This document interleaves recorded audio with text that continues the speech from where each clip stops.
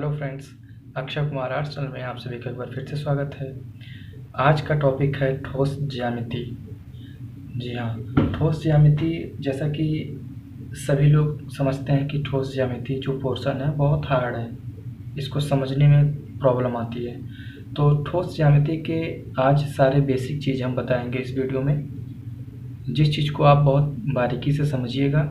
इसके बाद फिर जो भी क्वेश्चंस होंगे उसको आप आसानी से सॉल्व कर सकेंगे, और नेक्स्ट सीरीज में हम एक एक क्वेश्चन को भी सॉल्व करके बताएंगे कैसे उसको हल करना है। तो चलिए स्टार्ट करते हैं। ज्यामिति क्या होता है?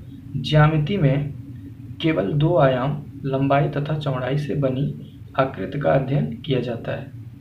ठीक है, ज्यामिति में लंबाई चौड़ाई से बनी आकृति का अध्ययन किया जाता है। ये आकृतियाँ केवल एक चित्र की सहायता से प्रदर्शित की जा सकती हैं।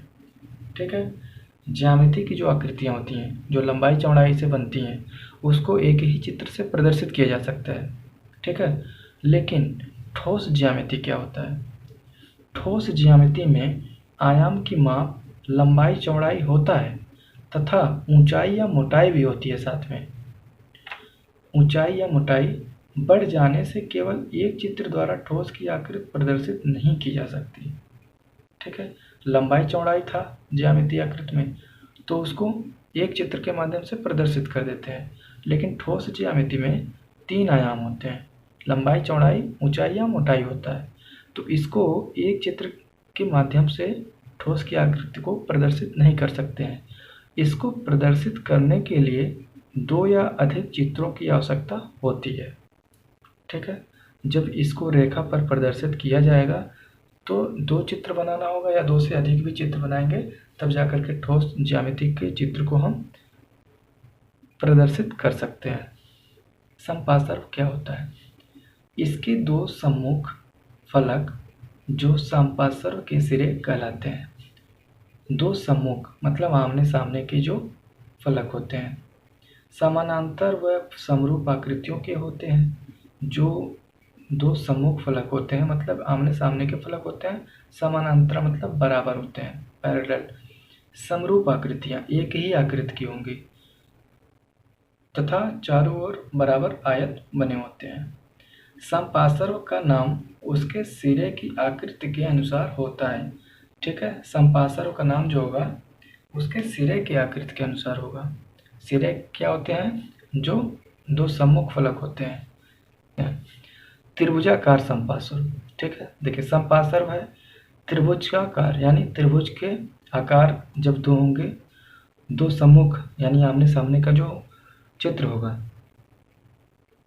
उसके नाम पर संपार्श्व होगा। जैसे देखिए ये त्रिभुज बना है, ठीक है, इसके नीचे भी एक त्रिभुज बना है और इसको जब मिला देंगे 3D आकार में तो ये किनारे किनारे का आयत बनेगा।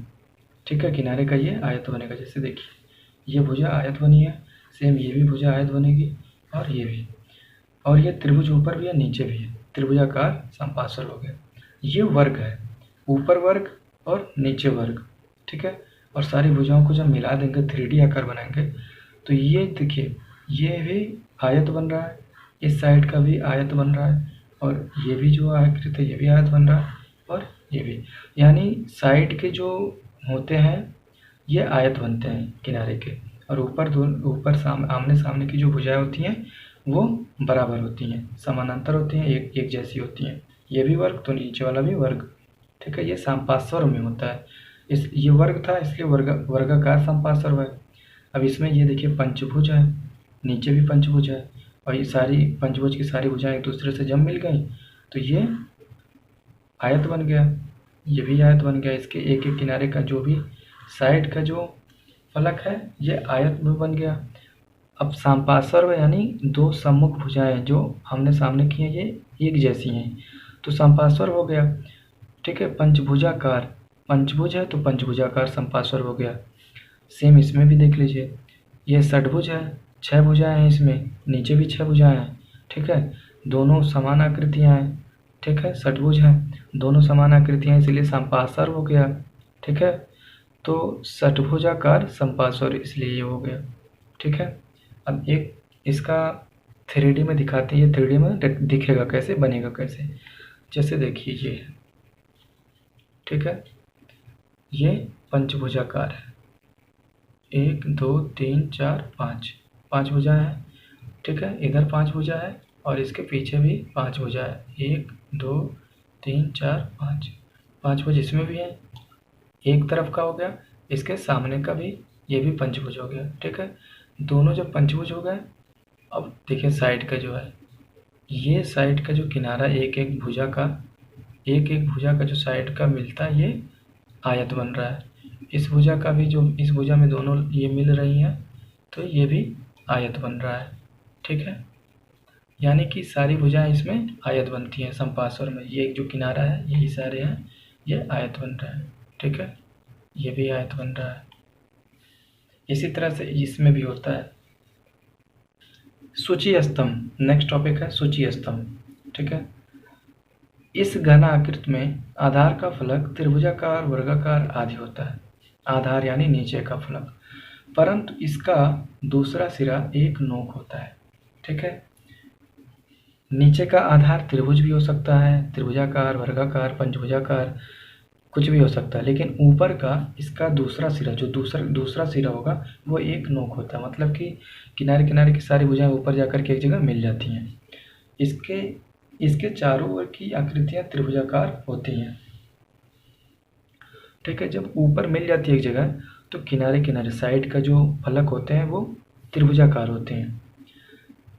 सूची स्तंभ के नाम भी इसके आधार की आकृति के अनुसार होता है, ठीक है। आधार यानी नीचे जो आकृति होती है आधार पे, उसी के नाम पे सूची स्तंभ का नाम पड़ता है। जैसे देखिए, ये नीचे त्रिभुज है, ठीक है।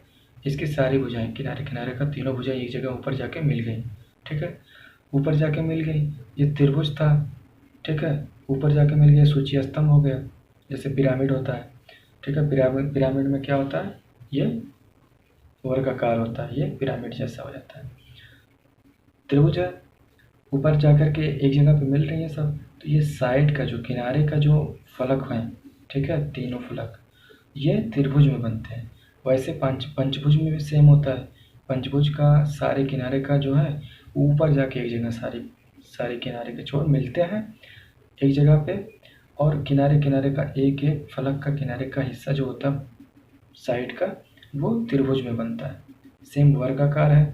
नीचे का आधार यहाँ त्रिभुज था, त्रिभुजाकार हो गया। यहाँ पंचभुज था, पंचभुजाकार सूची स्तंभ हो गया।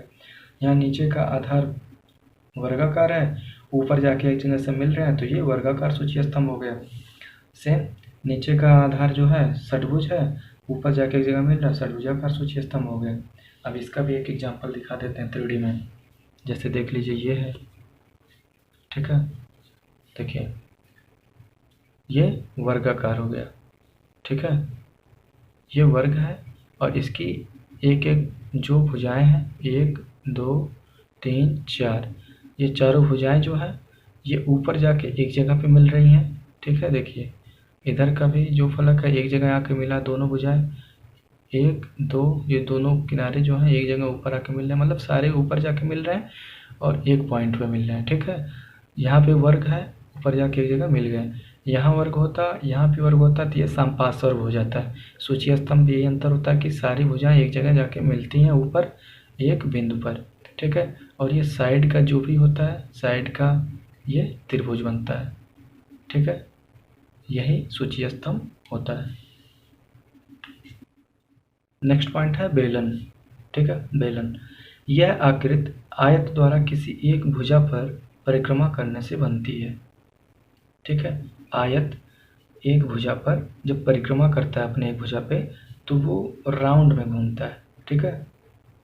कॉपी का एक पेज ले लीजिए, पेज का एक किनारा एक ही जगह पे रखिए, दूसरे किनारे को पूरा गोल, पूरा चारों तरफ घुमाएंगे तो एक गोल आकृति नीचे बनेगी, एक ऊपर बनेगी, ठीक है। इस तरह से बन जाता है बेलन। बेलन के दोनों सिरे वृत्ताकार समानांतर होते हैं, ठीक है। शंकु, यह घनाकृति एक समकोण त्रिभुज द्वारा, समकोण मतलब जिसका एक कोण 90 अंश का होता है, त्रिभुज द्वारा उसकी एक भुजा पर परिक्रमा करने से बनती है, ठीक है।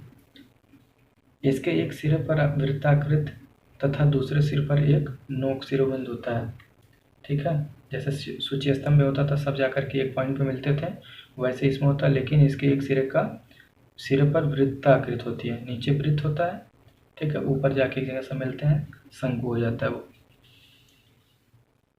गोला, यह घनाकृत एक अर्धवृत्त द्वारा उसके व्यास पर परिक्रमा करने से बनती है। अर्धवृत्त, ठीक है, जैसे देखिए यह है अर्धवृत्त, यही चीज़ अपने व्यास पर इस पर परिक्रमा कर ले पूरा टोटल, तो ये गोला बन जाती है, ठीक है, जैसे हॉकी का गेंद। गोला और वृत्त में अंतर होता है, वृत्त सिर्फ ऐसे इस तरह से दिखाते हैं, लेकिन गोला में जो होता है इसकी चौड़ाई भी समान होगी, ऊपर से भी देखने पर गोल दिखेगा, साइड सामने से भी देखने पर गोल दिखेगा, चारों तरफ से ये गोल ही दिखेगा। लेकिन ये जो है ये गोल है, ठीक है, ऊपर से देखेंगे गोल, ऊपर देखिए इस तरह से बना दिए हैं, अगर इधर से देखेंगे तो टोटल इसकी जो चौड़ाई है ये दिखेगा, यानी एक लाइन दिखेगी ऊपर से देखने पर, और सामने से जब इधर से देखेंगे सामने से तो ये गोला दिख रहा है, ये वृत्त है। वृत्त और गोला में ये अंतर होता है, गोला ऊपर से देखेंगे तो भी गोल दिखेगा, इधर से भी देखेंगे तो भी गोल ही दिखेगा, ठीक है। जैसे यहाँ पे चित्र में देख लीजिए, ये आयत है, आयत एक बिंदु पर इसको चारों तरफ से घुमा दिए तो ये बेलन बन गया, ठीक है। ये देखिए यहाँ से यहाँ एक समकोण त्रिभुज है, यहाँ 90 डिग्री बन रहा है, यही त्रिभुज इस पॉइंट पर रख कर ये किनारे का हिस्सा जो है घुमा दिए पूरी तरफ से, तो ये नीचे का गोला बन गया, और ऊपर का एक कोण पर जाके मिल रहा है ये शंकु हो गया, और गोला इस तरह से ये है। नेक्स्ट पॉइंट है अनुविच्छेद। एग्जाम में जब भी इस तरह से ठोस ज्यामिति के क्वेश्चन आते हैं, अनुविच्छेद और उच्छेद बनाने के लिए आते हैं। तो अनुविच्छेद क्या होता है, उच्छेद क्या होता है, ये समझ लीजिए। प्लान एंड एलिवेशन, ठीक है। किसी घनाकृति को ऊपर से देखने में क्षैतिज समतल पर प्रदर्शित आकृति उस घनाकृति का उपक्रम या अनुविच्छेद कहलाती है। ऊपर से किसी आकृति को देखने पर जो आकृति बनती है वो अनुविक्षेप होता है। और उच्छेद क्या होता है, यदि किसी घनाकृति को ठीक सामने से देखें तो ऊर्ध्वाधर समतल पर प्रदर्शित आकृति उस घनाकृति का उच्छेद कहलाती है, ठीक है। किसी घनाकृति को ठीक सामने से देखने पर ऊर्ध्वाधर समतल, ठीक है, ऊर्ध्वाधर समतल, क्षैतिज समतल क्या होता है यहाँ पे देख लीजिए। क्षैतिज समतल जो नीचे का हिस्सा होता है ये होता है जहाँ जमीन पर अगर खड़े हैं, ठीक है, वो क्षैतिज समतल होता है, और सामने कोई दीवार अगर ऊंची खड़ी हुई है वो ऊर्ध्वाधर समतल होता है, ठीक है। जैसे ये पेन रखे हैं, ठीक है, पेन को ऊपर से देखेंगे, ठीक है, तो ये सिर्फ ये गोला दिखेगा इसका, ठीक है। और इसी को सामने से देखेंगे, मान लीजिए ये सामने से देख रहे हैं तो ये लंबा दिखेगा, और ऊपर से देखने पर सिर्फ गोला दिख रहा था, वो क्षैतिज समतल पर पड़ता है, ये ऊर्ध्वाधर समतल पर, ठीक है। अनुविच्छेद और उच्छेद भी हो गया। ठोस ज्यामिति के अभी भी किसी टॉपिक में कोई पॉइंट अगर समझ में नहीं आया तो आप हमें कमेंट बॉक्स में बता सकते हैं। वीडियो अच्छा लगे लाइक एंड सब्सक्राइब जरूर करें। धन्यवाद।